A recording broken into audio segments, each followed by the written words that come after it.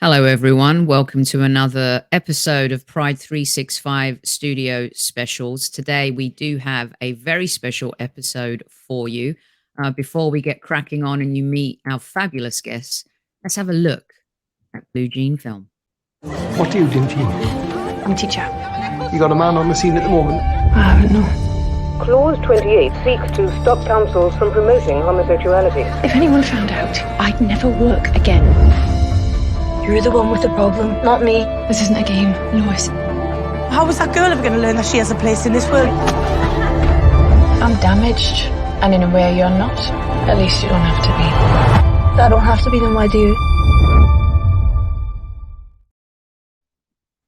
Had the pleasure of seeing the film, and I hope you guys get to see the film when it comes out in UK cinemas on the 10th of February. As I said, welcome to another episode of Pride365, A Conversation With. And today we have award-winning, award-nominated filmmakers, my apologies, the writer and director, Georgia Oakley, and the producer, Hélène Sifre, from the new film, Blue Jean, which is taking the UK by storm. Ladies, thank you so much for joining me today. Welcome. Thank you. Hi, thank you for having us. How's it going? How's the PR junket tour going? You guys are kind of new to this in terms of the intensity. How are you guys finding it? You enjoying the attention? I mean, well, from my side, it's always talking to audiences about the film, particularly after they've just watched it, is really special. And that's what I've been able to do quite a lot of this week and will continue to do on the tour throughout the week. So yeah, I'm definitely new to the intensity of all of it, but trying not to think too much about it and just put one foot in front of the other. That's a good way to do it. Real quick before we get stuck into the film and letting our audience know about your labor of love here. How did you guys meet? Are you officially producing partners? Do you have a production company together? Hélène, what's the scoop? How did you guys meet? I was hanging out with a friend in Paris, and he mentioned Georgia as someone that I should meet, because at the time I was looking for filmmakers kind of like of my level, emerging talent. And so I reached out, I watched her short film, Little Bird, and then we met for coffee, and that was kind of it. Like, I think we bonded over similar film taste and similar ambitions in terms of the stories that we wanted to tell. And I guess like life experiences as well. And so we decided to make our first feature together. And I would say maybe 6 months later, after exploring a few other ideas, Georgia came up with Blue Jean, and that was the start of it.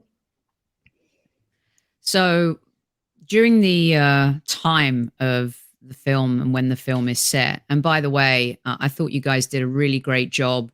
I think you build up the angst beautifully. It's like a kettle that's boiling and you know it's going to reach a crescendo at some point, but you don't rush to get there. It's just a very, very beautifully made movie. And one of the things I really enjoyed was you didn't shove the 80s down our throats. You know, as Generation Xers, sometimes there's so many films that have done the 80s in such a good way. I feel like you guys did it in such an organic way. Now, correct me if I'm wrong, but I don't think either one of you were alive when Section 28 came to be, Georgia. Would I be right? I was born the year that the film is set. But I was at school till 2006, and Section 28 was repealed in 2003. So in that respect, I feel like it had a huge impact on my life without me really knowing that it had existed at the time. I think one of the things I was really most surprised about, that it wasn't repealed until 2003. So having grown up in the 80s and being gay in an ethnic family, it was major taboo. You just did not discuss those things. And when you saw kind of, you know, blonde-haired girls like Jean, you know, in this film, but also in school, struggling with coming out and even talking about it out loud, you feared, like, if a blonde, blue-eyed girl has trouble, then what does an ethnic girl like me, you know, what kind of chance do I stand? So tell me why you decided to go back to that point and why why this film, this story, Georgia? What was so compelling about it for you? Because there's so many similarities in terms of maybe how you grew up and my generation grew Yeah. up as well. I mean, Hélène and I had lots of conversations about internalized homophobia, and before we started developing the film, we started developing the film about 5 years ago, and it wasn't so long before that both of us had come out and experienced some of the things that Jean experiences in the story. So we've been talking a lot about that kind of thing, and then I came across a newspaper article about Section 28 and started digging into it, and it occurred to me that framing the story with through the lens of one woman's life, the year that Section 28 was brought in, would allow us to really hold these themes and these ideas under a microscope because of the kind of pressure cooker nature of that moment in time. So what the film is a sort of amalgamation of the real life stories of a handful of women who lived that experience, who were PE teachers, who were lesbian during the late 80s and early 90s, who shared their experiences with us. But also, there's a lot of my own experience infused into it, and a lot of the kind of more subtle microaggressions that Jean experiences in the film are things that have happened to me. And I felt that was important because although some of the women we spoke to spoke of potentially more kind of overt, aggressive, often violent acts of homophobia that they had experienced at that time, there was a real crossover with the sort of more subtle, I don't really know, it's not the right way to say it, subtle homophobia, but the microaggressions that those Insidious. women, yeah, the insidious nature of it was quite, even though lots of things have changed since then, I feel very strongly that there is a big overlap with from Jean's experience to my own, and to, you know, anything that could be going on today around the world. So it just felt like an interesting for us to tell a story about something that was in dialogue, you know, about a moment, a very specific moment in time, but that was in dialogue with things that are happening now, and that hopefully would make people think not just about the queer experience, but really about anyone who's ever been othered in some way, and how those sorts of microaggressions can lead to unraveling mental health, etc. The things that we explore in the film. I like that term, microaggressions. It kind of, you know, defines what goes on, that underlying tone, some that you still deal with. And Helene, for you, when you're talking to these women, do you feel like even though there's a generational gap between you and them, and Georgia talks about the similarities happening in today, we're seeing it, you know, I'm in the United States right now, and there's a lot going on, especially in Florida, in terms of suppression and law changes, and a real movement, and people being galvanized behind something that I think many of us thought that we didn't have to deal with anymore. Are you finding those touch points, similarities? Yeah, and obviously, I mean, I didn't grow up in the UK. I grew up in France, and I was born in '89, so similar time, growing up in the '90s, and the post, well, not really so much the post, but the HIV crisis. Um, and there was definitely, even though we didn't have a law called Section 28 or anything kind of like that, I feel like the culture around homophobia and stigmatizing gay people as pervert and just being afraid of them, and all of that came back in France through the AIDS crisis, is definitely something that I remember feeling as a kid, and also the lack of role models, because Section 28 really prevented the Georgia generation from getting any role models, and I felt like that was the same in France. Like, it didn't even occur to me that I could be gay, because it's just, I hadn't come across any female gay person. So I feel like our generation is definitely across, you know, I guess Western countries, I feel like there are parallels, but obviously Section 28 institutionalized this attitude and made it probably a lot worse. I feel like there's a shift in the younger generations from us. I feel like a lot of them are slightly more free because they have access to social networks and TikToks, and they have like access to those role models. They can see a film like Blue Jean coming out in cinemas, and then get access to what it feels like, how to deal with some of the issues that they might be feeling. This is something that we didn't have as kids. So I feel like there has been some kind of progress in this respect, but also you can see like attitudes. I mean, you still see like people, on the tube, like changing seats when they see you holding hands with your partner, not even making out, just holding hands and changing seats. So I feel like there's definitely those microaggressions are still definitely happening in 2023.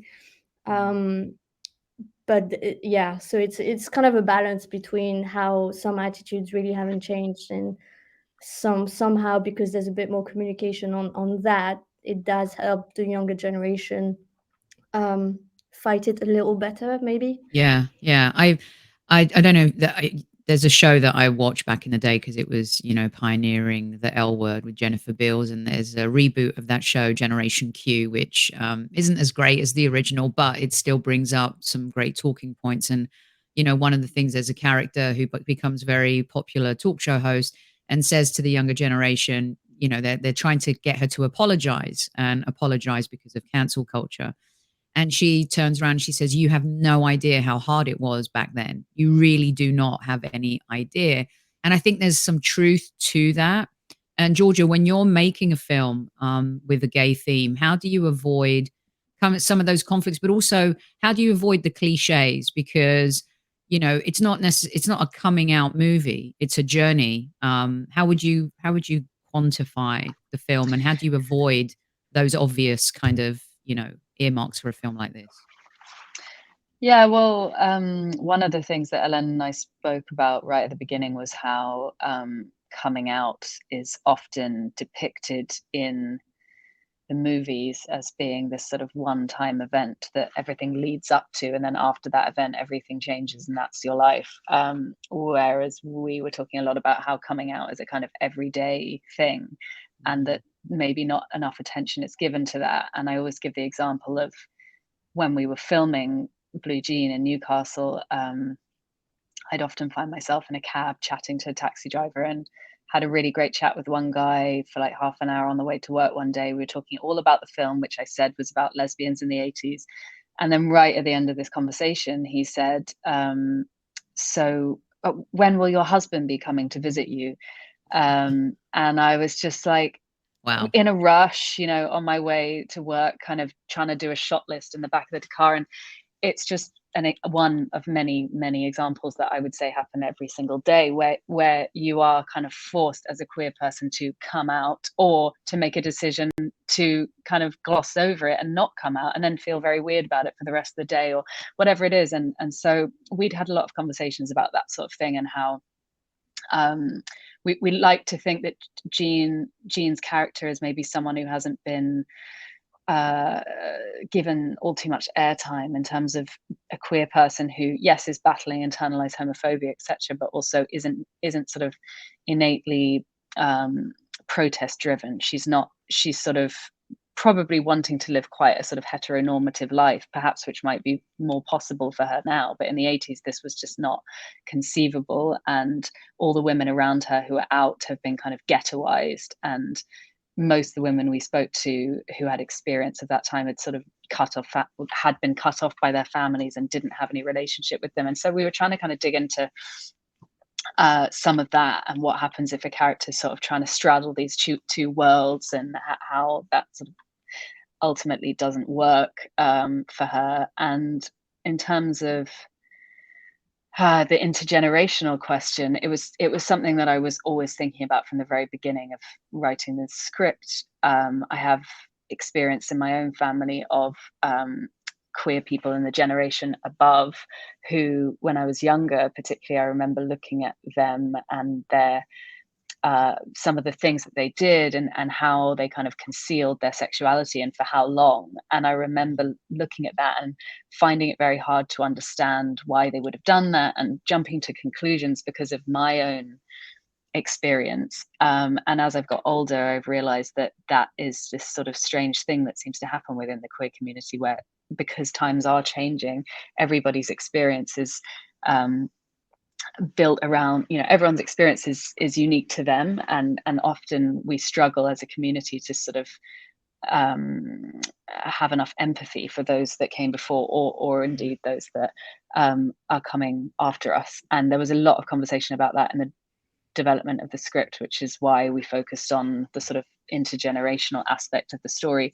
And also when we were on set, there was a lot of conversation. We had PE teachers who had lived that life in the 80s and who were there as advisors on set with us. And then we had Hélène and I and sort of our generation of queer women. And then we had some of the younger actors, some of whom were out, who were teenagers now. And they were telling us, as Hélène says, about, how they'd seen a video on TikTok and that had made them feel that they could be happy in their own skin. Or, they were sharing their experiences with us, which were completely different from our own experiences of coming out. And so, yeah, it was always in the forefront of my mind that we need to be having more of a conversation about these things, perhaps, and attempting to have more empathy for. And obviously, Jean, it's a portrait drama about one woman who makes some quite questionable decisions, and that was always my intention, was to force the audience to understand why she makes the choices she makes, which are pretty difficult. Does that answer your question? Yeah, it does. I mean, it's interesting to me where you talking about, because the generational thing fascinates me a lot. And there's a line in the film which I think is also used in the trailer, where Jean says, I'm damaged in a way you're not. And Lois says to her, if I don't have to be, then why can't you?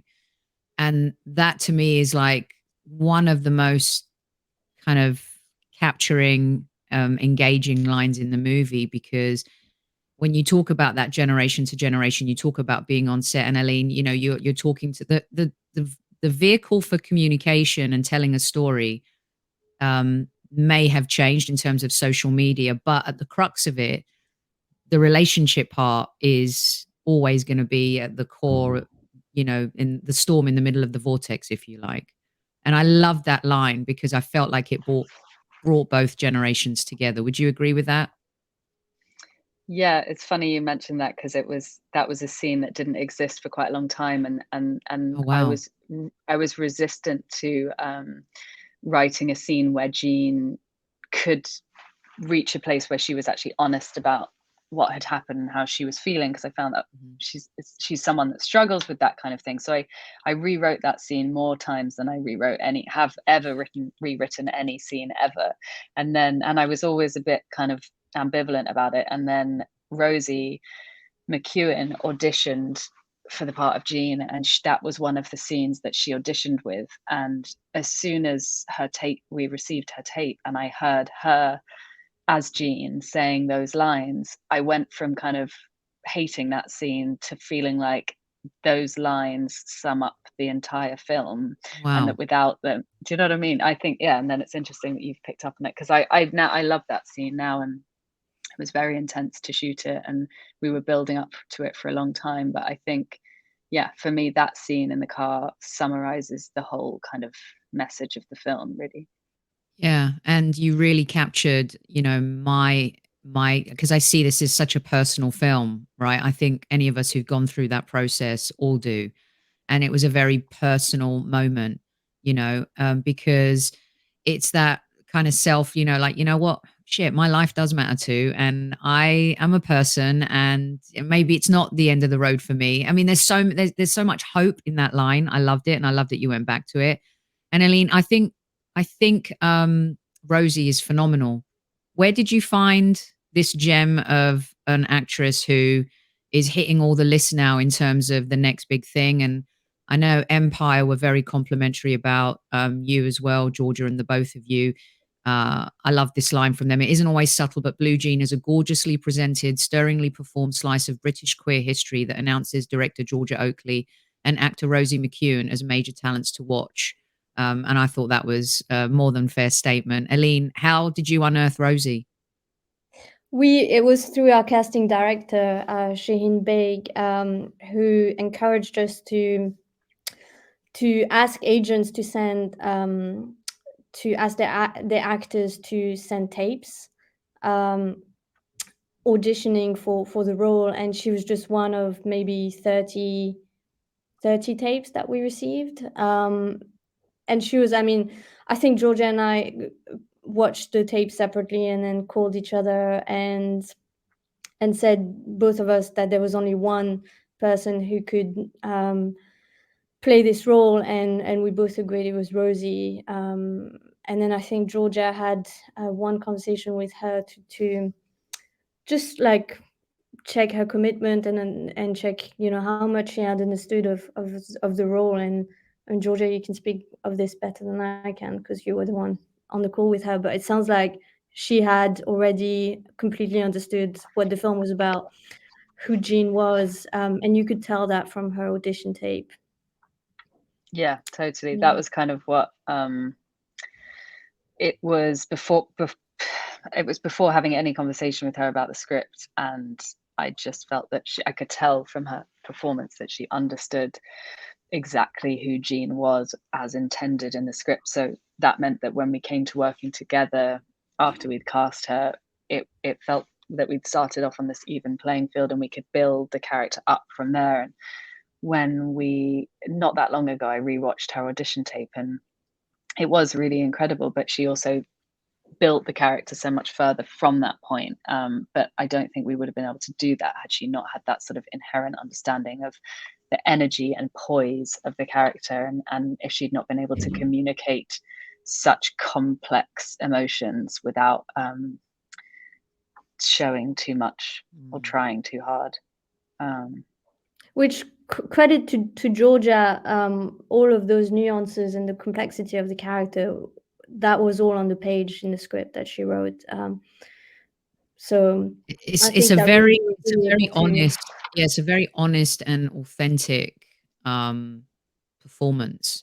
I mean, it's really you know, we all watch a lot of films and stuff, and a talent comes along and they just, I don't know, she's got such screen presence, and you capture it beautifully. And I just think she was brilliant. What do you want? We've got a few more minutes here. What do you want the biggest takeaway to be from this film, Georgia? Of course, now it's a great vehicle for you and your career, both of you. It's wonderful to see female filmmakers. Try and say that fast. You know, do really well. But what do you want the takeaway and the legacy of this film to be? I always struggle with this question because I feel like there's so much of my kind of there's so much of me in the script, and it's been a kind of crazy wild process spending the past 5 years working on it. But I think a lot of what we've already touched on about community and the discussion between generations of queer people, and we always set out to give voice to the women and men who had lived this experience, and who had been kind of forgotten seemingly by history, proven by the fact that none of my generation seemed to know anything about Section 28. So yeah, I don't have a message as such that I hope people to take away, but obviously I hope as a filmmaker that people will watch the film and be moved in some way, and if they're moved enough to tell one other person about it, and the film gets seen more and this story gets shared as widely as possible, then that's the most we could hope for, because we really felt a responsibility after we embarked on writing the film, to those women who had so brilliantly and generously shared their stories with us. And I hope that we've done their stories justice, but the more people that get to see it, the better. Well, I think you have, just from the look of the nominations for the British Independent Film Awards. The list is long and well deserved, and it's incredible to see. And really, it is just a wonderful movie. And we here at Pride .org, Pride365 will do everything to support the film. We have great champions who we hope maybe one day we can get you on a Q&A with them. They'd love to ask you all sorts of questions. You know, the role at Pride 365 is inclusion is 365 days a year, and we work with brands like Nissan and the British Transport Police and Royal Caribbean and a whole bunch of others to make sure that the LGBTQ plus community is looked after in their, you know, daily work method of operation. So when they go to work, they know that they've got people watching their back. And this film is perfect for us to support and share with everyone, not only in the UK, but our champions from around the world as well. So we totally appreciate your time and you sharing your story. And there might be a part two to this if you don't mind coming back so we can dive into some of the other storylines a little bit more because there's a lot to unpack in this film. You promise to come back? Absolutely, it would be a pleasure. It's been great talking to you. Thank you so Awesome. much. Okay, you can see Blue Jean in UK cinemas from February 10th. Be sure to tell all your mates about it. Go see it. And we thank Georgia and Aline for their time. Thanks to Emma and her crew at Team PR and Altitude Films as well for making this possible. See you next time, kids.